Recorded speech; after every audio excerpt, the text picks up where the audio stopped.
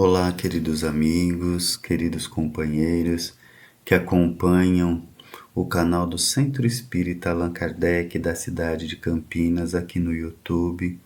Sejam todos muito bem-vindos. Que a paz do Mestre Jesus se faça presente em todos os corações. Este é um momento de encontro com o Evangelho, onde nós fazemos uma pequena preleção a respeito de um tema referente aos ensinos de Jesus. E hoje nós vamos abordar uma parte do capítulo 7 do Evangelho segundo o Espiritismo, que tem por título Bem-aventurados os que são pobres em espírito, em algumas versões, ou bem-aventurados os que são pobres de espíritos, e em umas versões mais modernas, bem-aventurados os humildes. E nós falaremos dos itens de 1 a 6 e também um pouquinho sobre o item 11. Mas antes de nós iniciarmos a nossa conversa sobre o Evangelho, vamos fazer uma oração, porque essa oração vai nos aproximar ainda mais de Deus, de Jesus, da espiritualidade amiga, nos fortalecendo e nos preparando para esta conversa, para este encontro. Senhor nosso Deus, Pai de infinita bondade e misericórdia, aqui estamos, Senhor, mais uma vez na busca do aprendizado, da compreensão daquilo que Teu Filho maior, nosso irmão, nosso Mestre Jesus, nos trouxe e nos exemplificou para que possamos seguir e nos tornarmos melhores. Te rogamos, Pai, o Teu auxílio, a Tua presença representada por esses amigos bondosos da espiritualidade, para que tenhamos condições de aproveitar o máximo do aprendizado e assim colocarmos em prática nos nossos dias, nas nossas atividades. Seja conosco, Senhor, neste momento que aqui estamos e sempre em nossas vidas. Nós encontramos no capítulo 5 do Evangelho de Jesus segundo Mateus, Jesus iniciando o Sermão do Monte, ou Sermão das Montanhas, ou as Bem-aventuranças, como é conhecido esse sermão. E Jesus inicia o sermão falando assim: Bem-aventurados os que são pobres em espíritos, porque deles é o reino do céu. E aí nós vemos que muitas pessoas, e Kardec traz isso no capítulo 7 do Evangelho segundo o Espiritismo, não entenderam aquilo que Jesus quis dizer, a sua fala e o seu ensino. Alguns, sobretudo aqueles que se consideram mais cultos, que se consideram, em outras palavras, a pessoa superior aos outros, até riram, não é? Não entenderam, zombaram dos ensinos de Jesus, porque não consegue ter a compreensão daquilo que Jesus quis dizer com esses ensinos.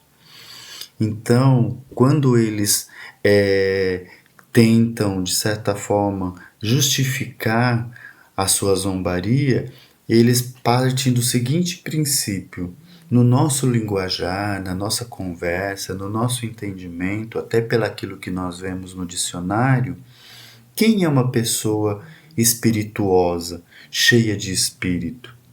É uma pessoa culta, uma pessoa alegre, que faz os outros rir, é uma pessoa que acolhe, né? É uma pessoa que tem postura, posição.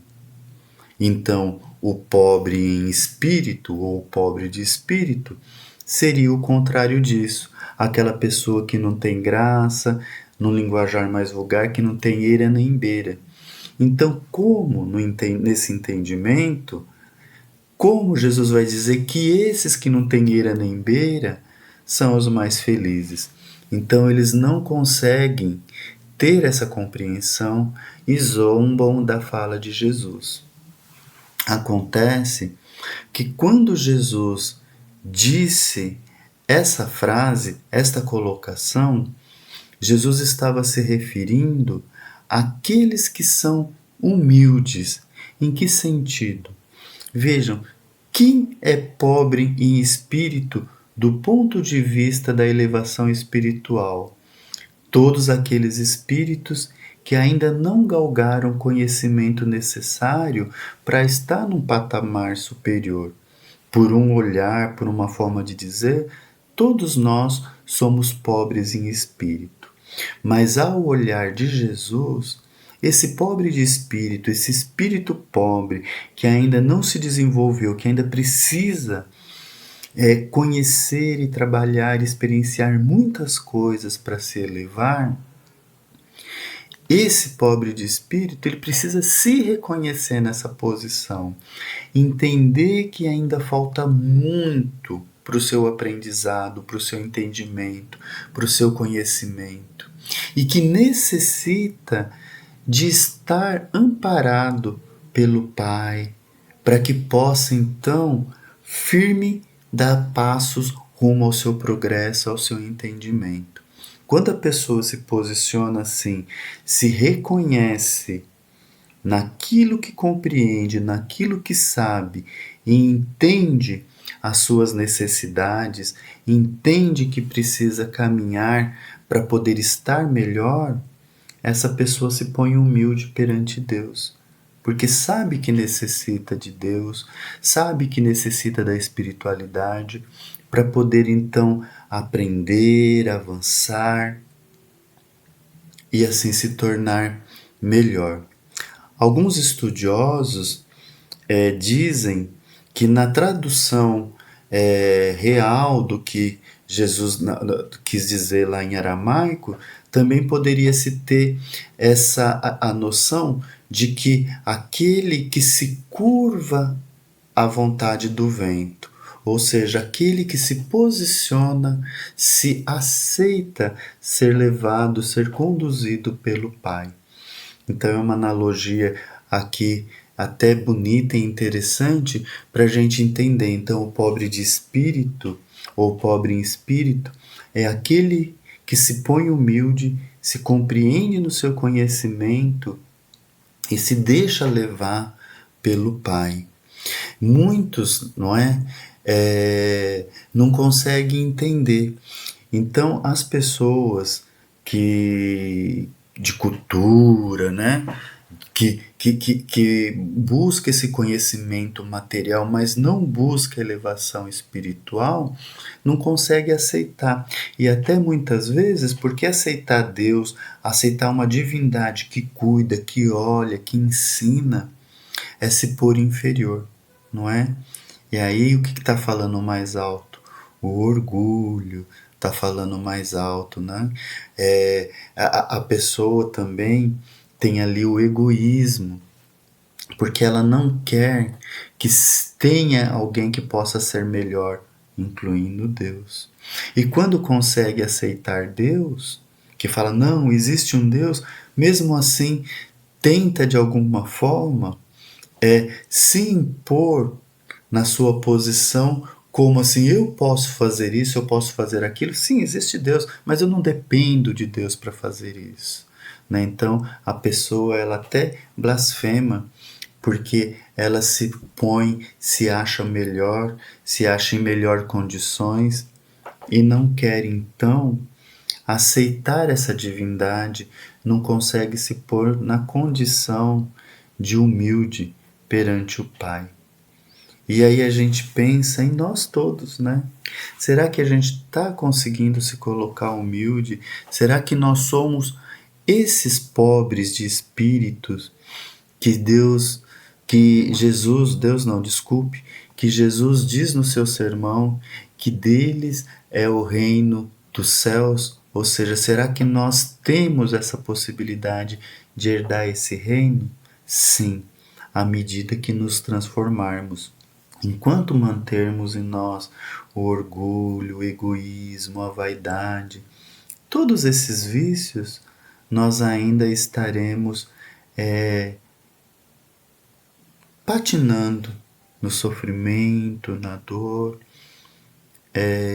enlamados pelos nossos vícios, pelas nossas más posturas. Em resumo, estaremos no sofrimento, não é? E Kardec, para reforçar ainda mais os ensinos de Jesus, para que a gente entendesse melhor, ele traz 3 ensinos em que Jesus mostra como deve ser a nossa postura para que nós então consigamos alcançar um lugar no reino dos céus. O que é alcançar esse lugar no reino dos céus? Nós entendemos que o reino de Deus é um estado de consciência, de elevação, não um estado físico, não é? Mas um estado de consciência, de elevação, é uma tranquilidade do dever bem cumprido, é a paz que a gente fala, que a paz de Jesus esteja com você. Então, quando a gente deseja essa paz, a gente deseja que essa pessoa tenha um encontro com o reino de Deus, ou seja, que essa pessoa ela consiga estar bem, cumprindo o seu papel, fazendo tudo aquilo pelo motivo que foi criado por Deus, que é se elevar, galgando degraus em degraus no aprendizado, na elevação, buscando a perfeição relativa, né? Porque perfeito só é Deus nas nossas palavras, e ajudando o outro nessa caminhada. Então, uma dessas narrativas, está lá em Mateus 18, 1 a 5, é quando os discípulos de Jesus perguntam assim: quem é o maior no reino dos céus? E aí como que Jesus responde? Ele chama para si uma criancinha e ele fala assim: vai ser maior no reino dos céus aqueles que se fizer como essa criança. E aí a gente entende a criança que ela, na sua simplicidade, na sua humildade, ela deixa-se levar pelo pai, pela mãe, não é? E aí a gente vê a representação de Deus nesses papéis.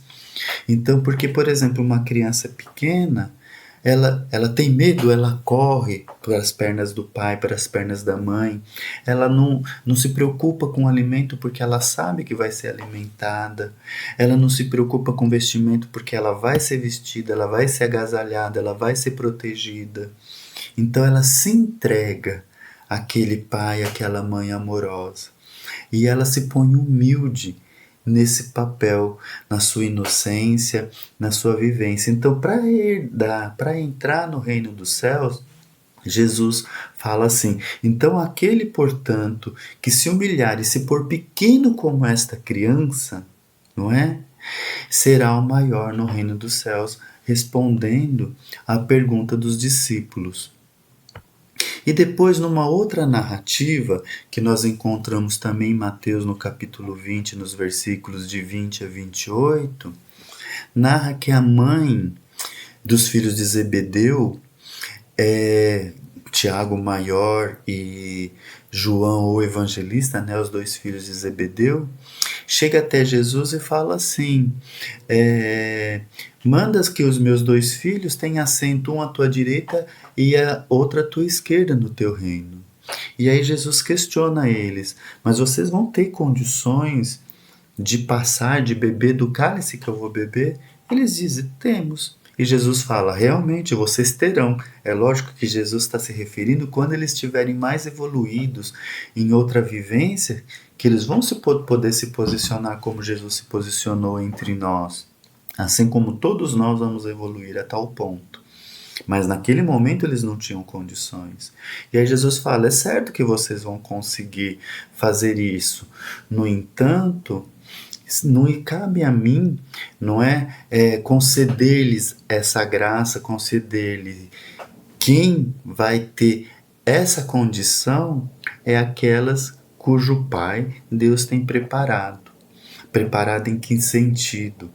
De colocar essa pessoa na humildade, no trabalho do bem, na transformação moral, não é?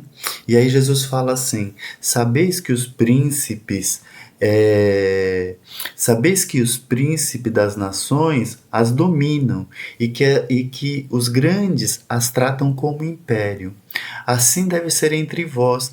Ao contrário, aquele que quiser tornar-se maior, seja vosso servo, e aquele que quiser ser o primeiro entre vós, seja vosso escravo.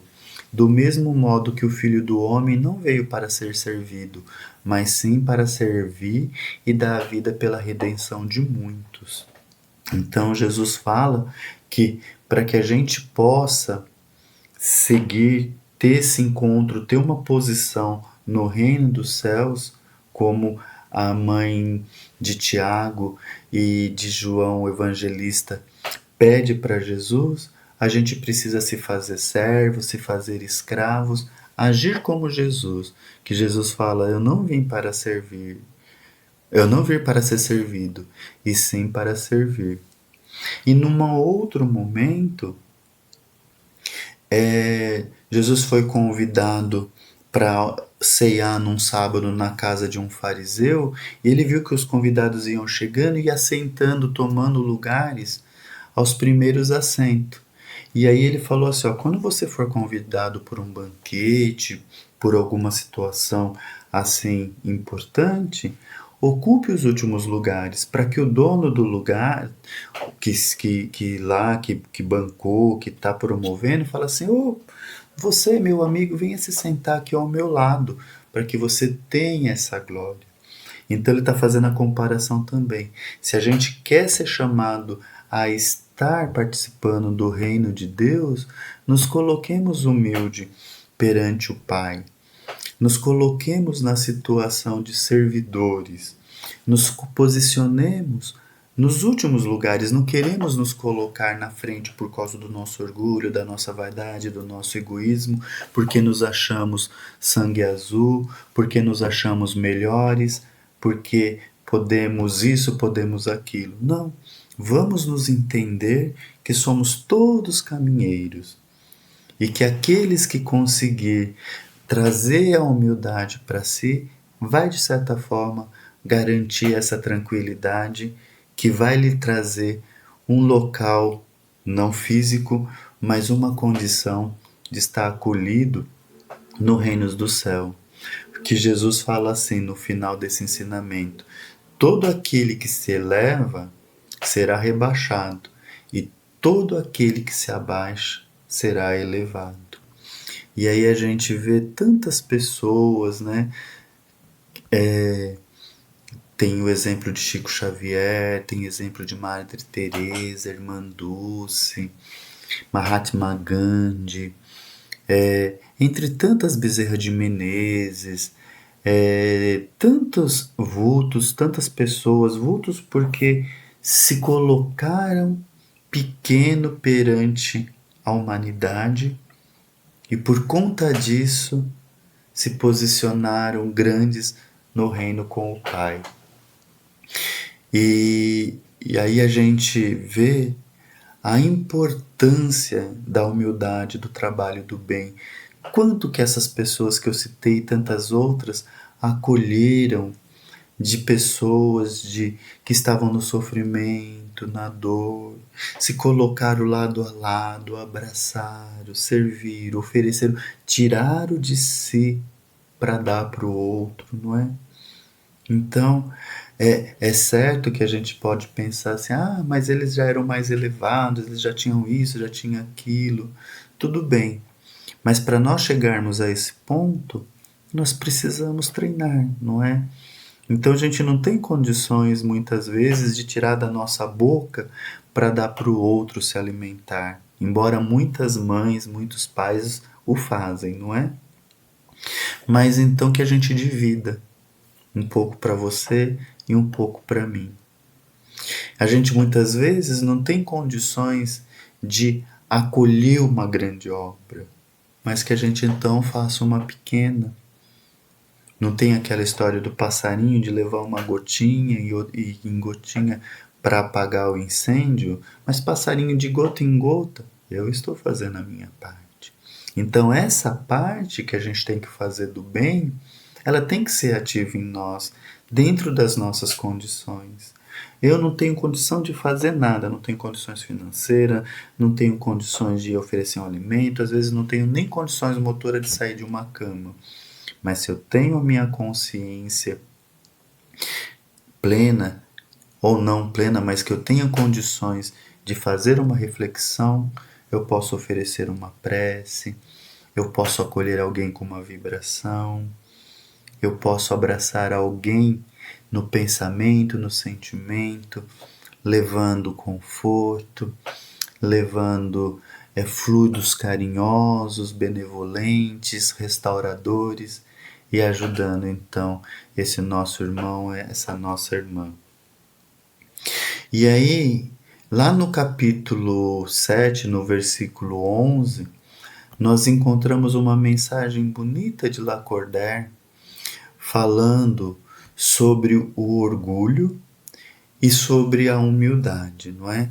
Que uma anula a outra. Quem é orgulhoso não pode ser humilde. Quem é humilde não tem orgulho, com certeza.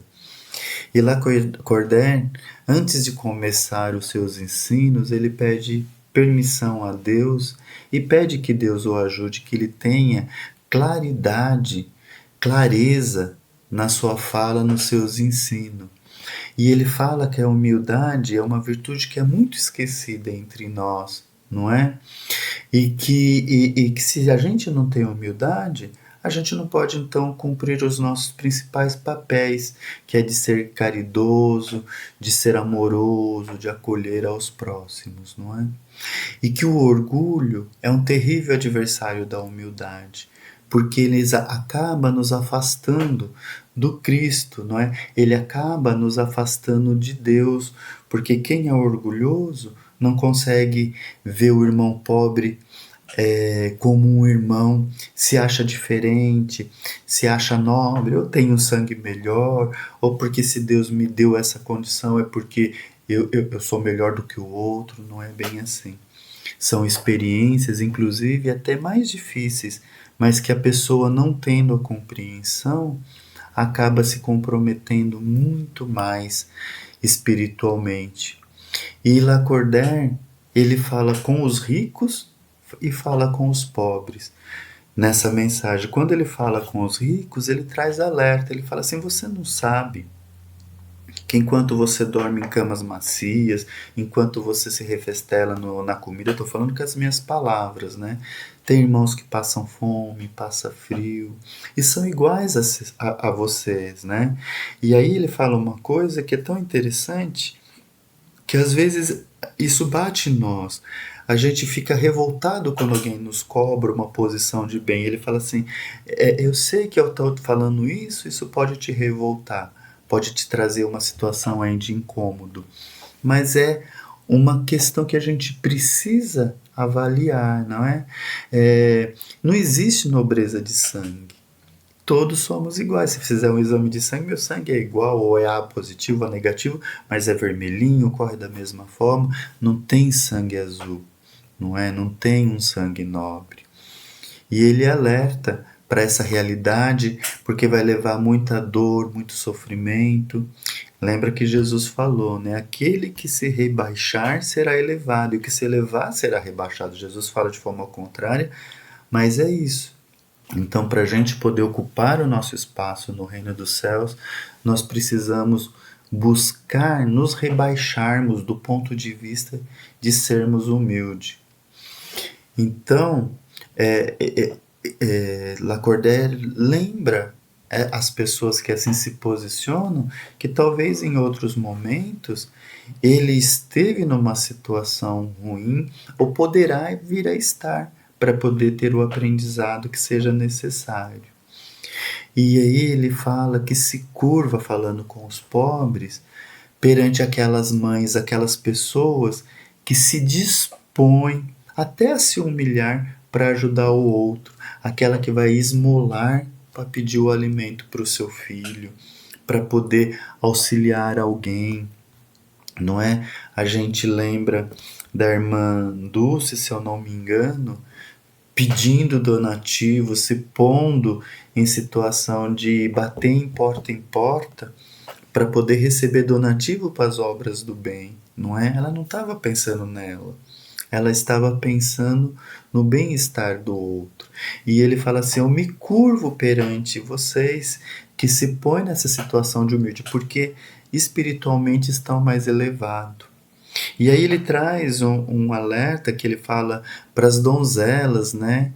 Mas que pode ser para os donzelos, que pode ser para todos nós, que quando vê a riqueza, vê essas coisas luxuosas, essa materialidade que chama atenção, bate uma coisa assim que queria ter também, né? Viver os prazeres, viver os luxos, ter isso, ter aquilo. Ele fala: vocês não sabem quanta tristeza, quanto sofrimento, quanta dor está por trás de tudo isso. É melhor viver na tua humildade, no teu aprendizado, na tua vida simples, que isso vai te trazer menos problemas, menos dor e muito mais crescimento espiritual, não é? E aí ele fala que será que Cristo vai ser necessário que volte à Terra para reavivar todos esses ensinos, tudo aquilo que seja necessário para a nossa elevação, para a nossa transformação? Bom, é importante que a gente visite esse capítulo que fala da humildade, que fala do antagonismo à humildade, o orgulho, porque grande parte de nós ainda alimentamos esses maus sentimentos, ainda alimentamos esses vícios, não é? E por conta disso nós sofremos, por conta disso nós acabamos nos prejudicando e muitas vezes prejudicando o outro. Na nossa família, na nossa casa, quantas vezes nós não brigamos por orgulho, por sermos egoístas, por não aceitarmos a posição e a postura do outro, não é? Quando nós estamos numa situação de trabalho, às vezes, olha, a pobreza não é sinônimo de humildade e nem a riqueza é sinônimo de orgulho. Eu acho que a gente conseguiu entender que a humildade está no reconhecimento das suas possibilidades, nesse entendimento e se deixar aberto para o aprendizado e para a transformação, no bem, no crescimento, no caminhar rumo ao Pai. E o orgulho é aquele sentimento que nos estaca, porque nos deixa parado, porque nos põe numa situação que nós nos achamos maiores e superiores, e isso só traz sofrimento, dores, e a gente fica estacionado na escala do nosso progresso. Todos nós temos condições de alguma forma pararmos, revermos essas posturas e ao pouco ir fazendo as nossas transformações, não é? Não vai ser uma coisa que a gente vai mudar do dia para a noite, mas com certeza com um pouquinho do nosso esforço, com um pouquinho de perseverança, como vamos conseguir sermos pessoas melhores, nos posicionar melhor na vida, perante o próximo, perante os nossos familiares e desta forma estarmos também nos posicionando melhores perante Deus e teremos então em nosso coração a certeza que nós também seremos herdeiros do reino dos céus. Aliás, todos somos.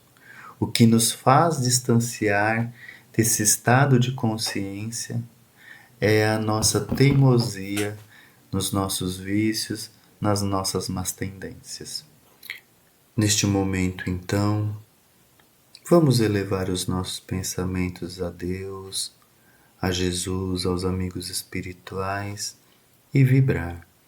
Primeiro pelo Centro Espírita Allan Kardec, que nos permitiu este encontro. Que essa casa possa continuar sempre oferecendo o ensino, o amparo e o amor a todos os que necessitem. Vamos vibrar também por todos aqueles que estão passando por momentos de dificuldades, de dor, momentos de guerra, momentos de situações difíceis com a natureza, a fome, o desequilíbrio, a dor, a desesperança. Que todos recebam de Deus o bálsamo que consola, que acolhe, que fortalece. Vibremos pelos nossos familiares, para que todos busquem no seu dia a dia, no seu desenvolver, estar próximo a Deus, buscando o bem, buscando a ação que ajuda no desenvolvimento, no crescimento espiritual e na transformação. E por último, vibremos por nós, para que nós também nos sintamos fortalecidos, em condições de caminharmos rumo ao nosso progresso, à nossa perfeição, a esta proximidade com o Pai. Senhor nosso Deus, Pai de misericórdia e bondade, te agradecemos por mais este encontro. Seja sempre conosco, Pai, hoje e sempre. Nós queremos agradecer a presença de todos que acompanharam este vídeo e desejar que a paz do Mestre Jesus se faça presente em cada coração dos que aqui estamos. Paz em Jesus.